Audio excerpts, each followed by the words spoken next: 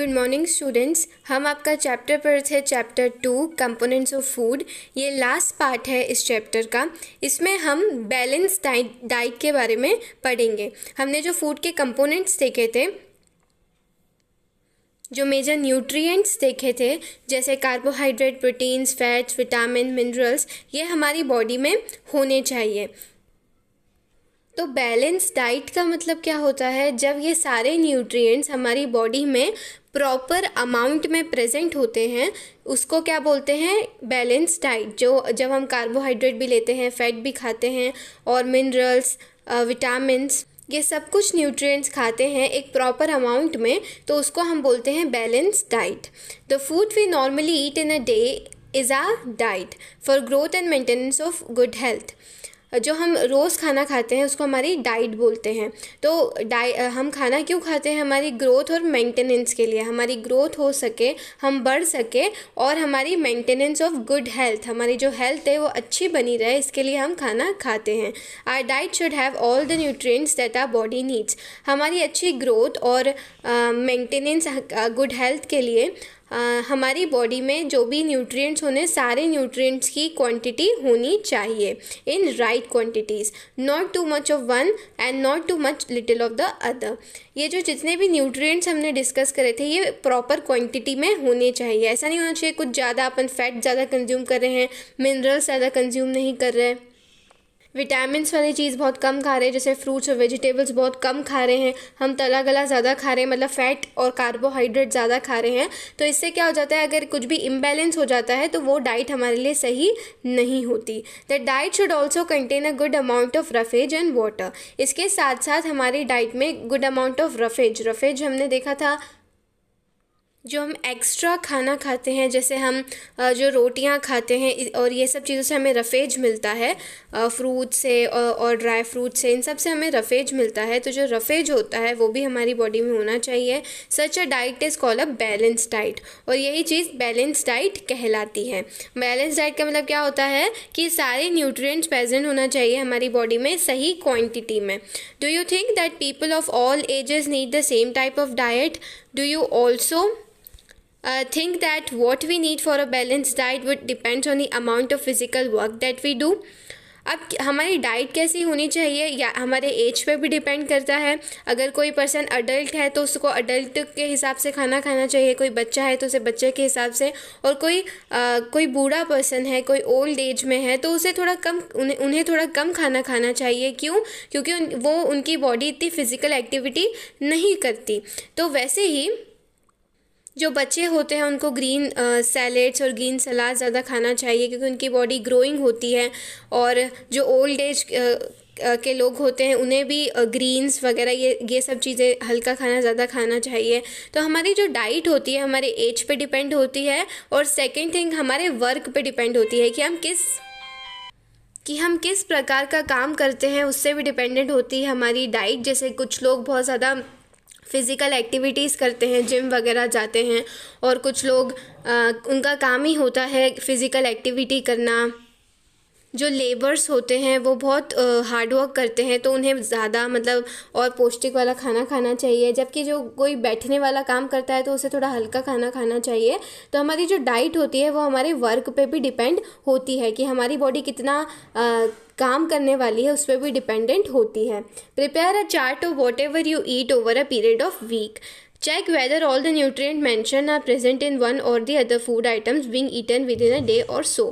Pulses, groundnuts, soybeans, sprouted seeds, moong, and fermented foods. South Indian food such as idli is a combination of flours, bananas, spinach. तो हमारी diet में ये सब include होने चाहिए। क्या? पल्सेस होनी चाहिए, दालें होनी चाहिए, ग्राउंडनट्स होना चाहिए, सोयाबीन, स्प्राउटेड सीड्स होने चाहिए, जो अंकुरित अनाज होता है वो होना चाहिए, इडलीज जो फर्मेंटेड फूड होता है, जैसे साउथ इंडिया में फर्मेंटेड फूड इडली जो बनती है, जिसे हम एक दिन रखते हैं, मतलब एक दिन थोड़ा टाइम रखते हैं इडली बनाने के लिए वगैरह। कॉम्बिनेशन ऑफ फ्लोर्स, अलग अलग प्रकार की जो रोटियां होती हैं, missi roti, thepla, made from cereals and pulses, अलग अलग प्रकार का फ्लोर्स, आटे की चीज़ें खानी चाहिए। बनाना, स्पिनच, सत्तू, जागरी, तो ये सब हमें अलग अलग प्रकार का न्यूट्रिएंट्स देती हैं जो हमारे बॉडी को ज़रूरत होती है। Therefore one can eat a balance diet without expensive food material. और हम क्या कह सकते हैं, कोई भी अच्छे से बैलेंस डाइट खा सकता है, बैलेंस डाइट रख सकता है। इसके लिए कोई एक्सपेंसिव फूड मटेरियल की ज़रूरत नहीं होती है। जो नॉर्मल चीज़ है उसको खाकर हम हमारी बैलेंस डाइट मेंटेन कर सकते हैं। Eating the right kind of food is not enough, it should also be cooked properly so that its nutrients are not lost. इसके साथ साथ सही क्वांटिटी का और सही तरीके से खाना खाना तो इम्पॉर्टेंट है, लेकिन इसके साथ साथ इसे सही तरीके से बनाना भी बहुत इम्पॉर्टेंट होता है। हम उसको सही तरीके से हमें खाना पकाना चाहिए। कैसे? Are you aware that some nutrients get lost in the presence of cooking and preparation? हमें बोला जाता है कि हम बहुत सारे आलू वगैरह जब छील देते हैं तो उसके न्यूट्रिएंट्स चले जाते हैं। बहुत सारी जो पल्सेस, दाल चावल को जब हम धो लेते हैं तो उनके न्यूट्रिएंट्स चले जाते हैं। तो जब हम उसको प्रिपेयर करते हैं खाने को, तो हमें इस तरीके से प्रिपेयर करना चाहिए कि उसके न्यूट्रिएंट्स ना जाएं। If the vegetables and fruit are washed after cutting और peeling them, it may result in the loss of some vitamins. इसके साथ साथ अगर हम किसी भी वेजिटेबल्स को या फिर फ्रूट्स को पील करने के बाद, मतलब छीलने के बाद अगर हम धोते हैं तो उसके जितने भी न्यूट्रिएंट्स होते हैं वो वेस्ट हो जाते हैं, ठीक है, वो ख़त्म हो जाते हैं। इसलिए कभी भी हमें वेजिटेबल्स छीलने के बाद धोना नहीं चाहिए। मोस्टली लोग धोते हैं, लेकिन इससे क्या होता है, न्यूट्रिएंट्स विटामिन्स जो होते हैं वो चले जाते हैं। The skins of many vegetables and fruits contain vitamins and minerals. और जो बहुत सारे फ्रूट्स और वेजिटेबल्स होते हैं, लोग क्या करते हैं, उसको छील कर खाते हैं, लेकिन जो उनके छिलके होते हैं उसमें बहुत ज़्यादा क्या होती है, विटामिन्स होते हैं और बहुत सारे मिनरल्स भी होते हैं। Similarly repeated washing of rice and pulses may remove some vitamins and minerals present in them.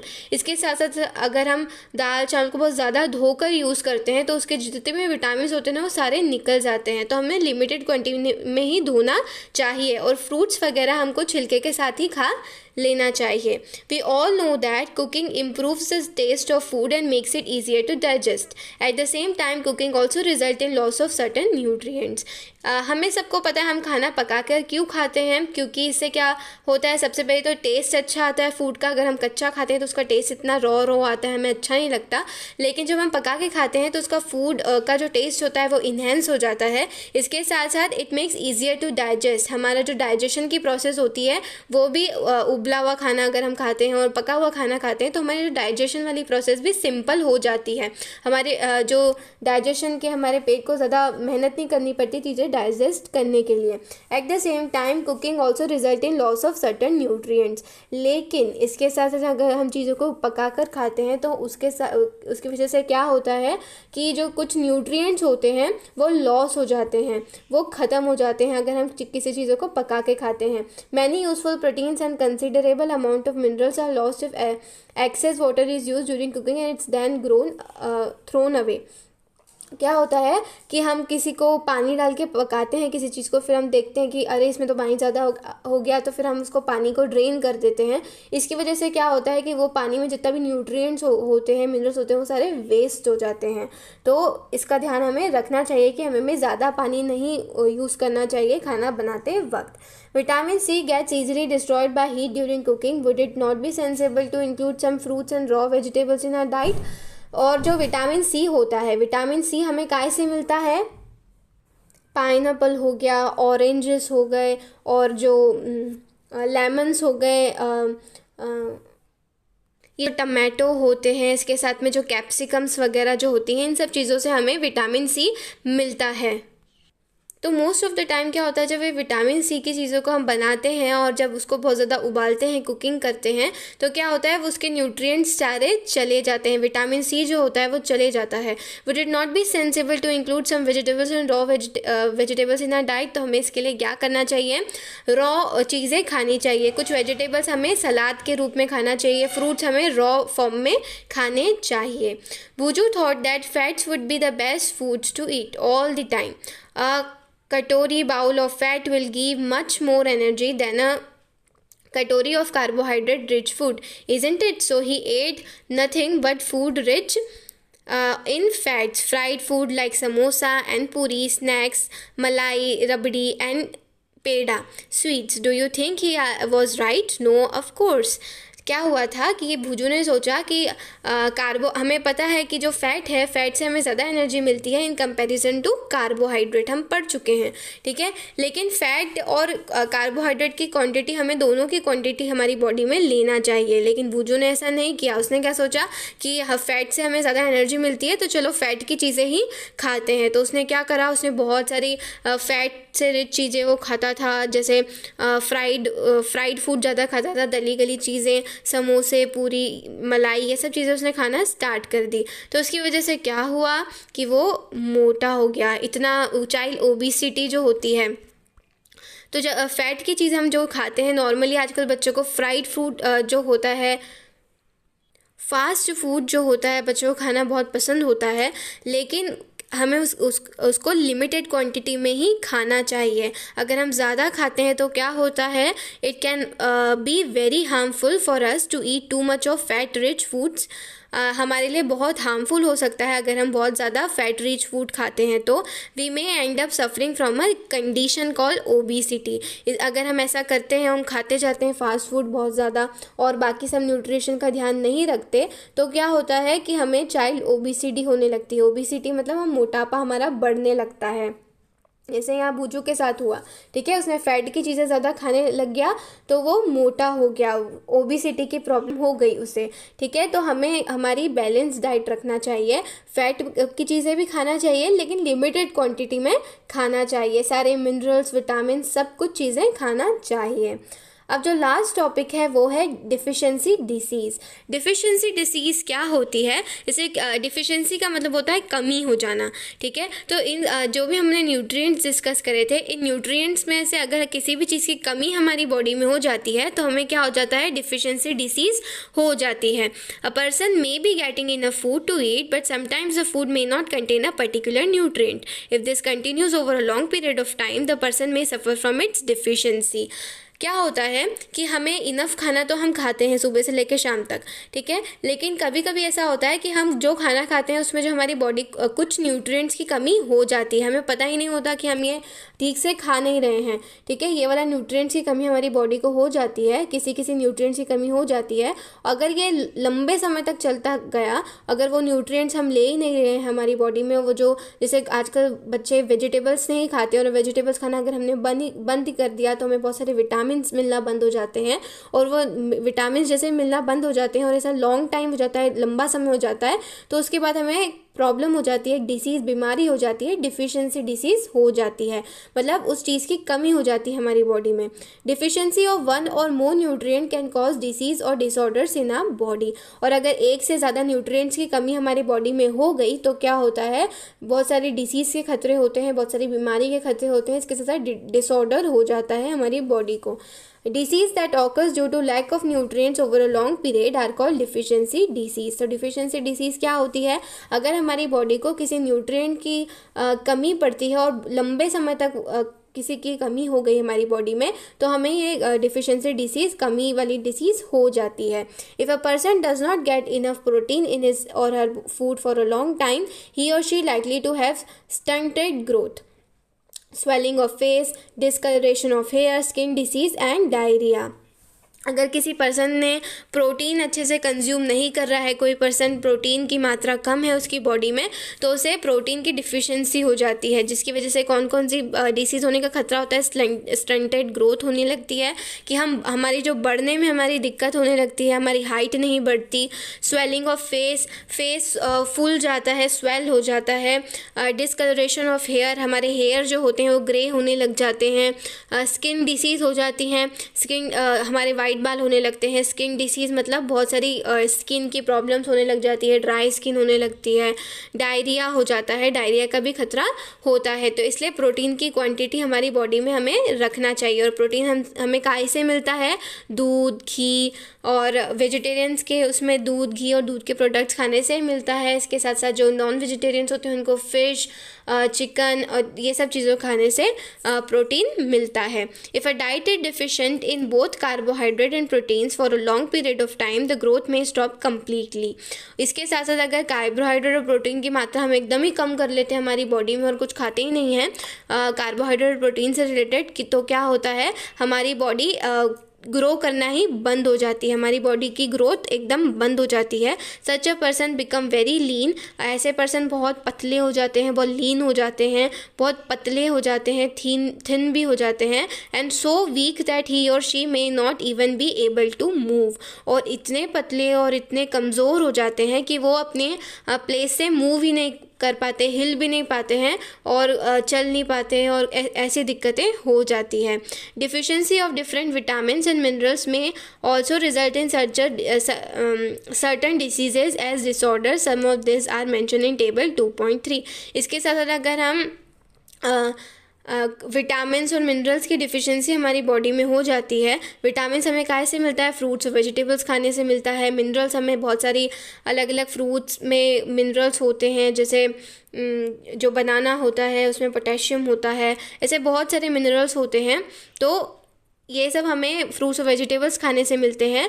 तो अगर हम ये ठीक से नहीं खाते तो हमें विटामिन्स और मिनरल्स की कमी हो जाती है, जिसकी वजह से डिसीज़ होने का खतरा होता है, जो कि हमें 2.3 में बताया गया है या लिखा हुआ है। जैसे कौन से मिनरल की कमी से कौन सी प्रॉब्लम हो जाती है। जैसे अगर विटामिन ए की कमी है तो हमें देखने में समस्या होने लग जाती है, लॉस ऑफ विजन, हमारी आँखें को दिक्कत होती है, पुअर विजन होने लगता है, हमें कम दिखाई देता है, दिखाई देना कम होने लगता है, loss of vision in darkness. इसके साथ साथ नाइट ब्लाइंडनेस हो जाती है, मतलब हमें रात में एकदम दिखता ही नहीं है। अगर लाइट बंद है कई जगहों की तो हमें दिखना ही बंद हो जाता है। जैसे हमारी जब लाइट बंद होती है, लाइट हमारे घर पर जाती है तो भी हमें थोड़ा थोड़ा दिखता है, ठीक है। हम पर्सन को फील कर सकते हैं, अगर हमें कोई हमारे आसपास चलता है तो हमें पता चल जाता है। तो जो नाइट का विजन होता है वो एकदम ख़राब हो जाता है किसी पर्सन में, क्योंकि विटामिन ए अगर वो ठीक से नहीं खाता है तो sometimes completely loss of vision. कभी कभी अगर हम बिल्कुल भी विटामिन ए कंज्यूम नहीं करते तो हमारी आँखें भी जा सकती है। विटामिन B1, अगर विटामिन B1 हम नहीं ठीक से कंज्यूम करते हैं तो क्या हो जाता है, बेरी बेरी एक डिसीज़ होती है, एक बीमारी होती है बेरी बेरी, वो हो जाती है, जिसकी वजह से क्या होता है कि हमारे जो मसल्स होते हैं, weak muscles and very little energy to work, हमारे जो मसल्स होते हैं वो वीक हो जाते हैं और हमें एनर्जी नहीं बचती कुछ भी काम करने के लिए। विटामिन सी अगर हम ठीक से नहीं खाते तो हमें जो डिसीज़ होती है उसका नाम है स्कर्वी जो डिसीज़ होती है, इसमें क्या होता है कि ब्लीडिंग गम्स, हमारे जो जबड़े होते हैं उसमें से खून निकलने की समस्या हो जाती है, और हमें कभी भी कुछ लग जाती है तो उसको रिकवर होने में बहुत टाइम लगता है। तो ऐसी बीमारी हो जाती है अगर हम विटामिन सी ठीक से नहीं खाते। और इसी वजह से हमें बोला जाता है कि कम से कम नींबू का सेवन बहुत ज़्यादा करना चाहिए, क्योंकि विटामिन सी का वो सोर्स होता है। विटामिन डी की कमी से कौन सी डिसीज़ होती है, रिकेट्स एक डिसीज़ है। इसमें क्या होता है, हमारी जो बोन्स होती हैं, हड्डियाँ होती हैं, वो बहुत सॉफ्ट हो जाती हैं, वो एकदम कड़क नहीं रहती और कैसे भी टूट सकती है, बैंड हो सकती है, ठीक है। तो हमारी जो हड्डियाँ कमज़ोर हो जाती है विटामिन डी की वजह से, विटामिन डी की कमी की वजह से। विटामिन डी हमें कहाँ से मिलता है, सनलाइट से भी मिलता है, ठीक है। इसलिए अगर बहुत सारे लोग जब सनलाइट नहीं लेते तो उनको क्या होने लगता है, उनकी जो हड्डियों के लिए ये नुकसानदेह होता है, इसलिए हमें विटामिन डी सनलाइट लेना चाहिए। कैल्शियम की कमी से क्या होता है, बोन्स एंड टीथ डिके, हमारी जो बोन्स को खतरा होता है और इसके साथ साथ हमारे टीथ को भी खतरा होता है, weak bones and teeth decay होने लगता है। इसकी वजह से हमारी जो बोन्स हैं वो बहुत कमज़ोर हो जाती हैं, हमारी जो हड्डियाँ हैं कमज़ोर होती हैं, साथ में हमारे जो दांत होते हैं वो भी ख़राब होने लगते हैं कैल्शियम की कमी से। इसलिए हमें कैल्शियम की क्वांटिटी अच्छे से लेना चाहिए। आयोडीन हमारी बॉडी में अगर कम होता है, आयोडीन एक मिनरल होता है, और अगर आयोडीन हमारी बॉडी में कम होता है तो क्या होता है, एक प्रॉब्लम हो जाती है जिसका नाम है गोइटर एक डिफिशियंसी, एक डिसीज़ है। उससे क्या होता है, glands in the neck appear swollen. इसकी वजह से क्या होता है कि हमारी जो किसी के पर्सन को हम देखते हैं तो उनके जो नेक वाला जो पोर्शन होता है, उनकी जो गर्दन वाला जो पोर्शन होता है वो बहुत फुला हुआ होता है, तो उनको ये डिसीज़ हो जाती है क्योंकि वो आयोडीन की कमी हो जाती है उनकी बॉडी में। मेंटल डिसेबिलिटी इन चिल्ड्रन, इसके साथ अगर चिल्ड्रन के अंदर आयोडीन की कमी हो गई तो उनको मेंटल डिसेबिलिटी भी हो सकती है। आयरन, अगर हमारी बॉडी में आयरन की कमी होती है तो क्या हो जाता है, कौन सी डिसीज़ हो जाती है, अनीमिया हो जाता है। ठीक है, अनीमिया में क्या होता है कि जो हमारी रेड ब्लड सेल्स होती है, ठीक है, रेड ब्लड सेल्स जो होती है हमारी वो कम होने लगती है, हमारा खून की कमी होने लगती है। इसकी वजह से हमें बहुत वीकनेस जैसा फील होता है, बहुत ज़्यादा सुस्त सुस्त महसूस करते हैं हम आयरन की कमी से। तो जो भी डिसीजेज हमने देखी, all deficiency disease can be prevented by taking a balance diet. तो जो भी डिफिशिएंसी डिसीज अभी हमने देखी थी, तो इन सबको हम इससे सबसे हम बच सकते हैं अगर हम बैलेंस डाइट खाते हैं। तो बैलेंस डाइट मतलब सारे न्यूट्रिएंट्स सही प्रॉपर क्वांटिटी में हम हमारी बॉडी में खाते हैं, लेते हैं, तो क्या होता है, हम ये सारी डिसीज से बच सकते हैं। In this chapter we ask ourselves the reason why widely varying food from different regions has a common distribution. This distribution we find ensures that our meals have a balance of the different nutrients needed by the body. तो इस जो chapter से हमने क्या देखा कि भले ही अलग अलग देश भले ही अलग अलग हो, अगर हमारा जो इंडिया है, इंडिया के स्टेट्स भले ही अलग अलग हो, लेकिन हर जगह एक प्रॉपर तरीके की थाली होती है, अलग अलग प्रकार की थालियाँ होती हैं जिसमें अलग अलग प्रकार के खाने होते हैं, फूड होते हैं, लेकिन सबकी एक फाउंडेशन सेम होता है, सबका जो डिवीज़न होता है वो सेम होता है। क्या होता है कि सब में ग्रेन होता है, मतलब एक ग्रेन से रिलेटेड, जैसे दाल होती है, आंध्र प्रदेश में जाते हैं तो वहाँ पर चावल का कंजम्पशन ज़्यादा होता है, तो वहाँ चावल होता है, चटनी वगैरह होती है, और दाल होती हैं। तो ये सारी चीज़ें होती हैं, भले अलग अलग जगह पे जाते हैं तो अलग अलग प्रकार से बनाया जाता है, अलग अलग चीज़ें फेमस होती हैं, लेकिन ये सब चीज़ें होती हैं। Fat, carbohydrate, proteins, fats, vitamins and minerals, ये सारे होते हैं हर थाली में। इंडिया के सारी जगहों पर हम कभी भी जाते हैं तो इतनी प्रॉपर तरीके से डिवीज़न किया होता है कि सारे जो ये न्यूट्रिएंट्स हमारी बॉडी को ज़रूरत होते हैं सारे प्रेजेंट होते हैं। इसी वजह से हमें घर का जो बना खाना होता है, दाल चावल रोटी सब्ज़ी खाना रिकमेंड किया जाता है, क्योंकि ये जो हिंदू फैमिली और जो इंडिया का जो ये खाना होता है, इसमें ये सारे न्यूट्रिएंट्स सही क्वांटिटी में प्रेजेंट होते हैं। आई होप आपको ये चैप्टर अच्छे से समझ आया हो। हमने न्यूट्रिएंट्स के बारे में इसमें देखा था, अगर हम इसको ठीक से नहीं खाते तो हमें डिफिशिएंसी डिसीज़ हो सकती है, इसलिए हमें बैलेंस डाइट खाना चाहिए। ये सब चीज़ें हमने डिस्कस करी थी। Thank you and have a nice day.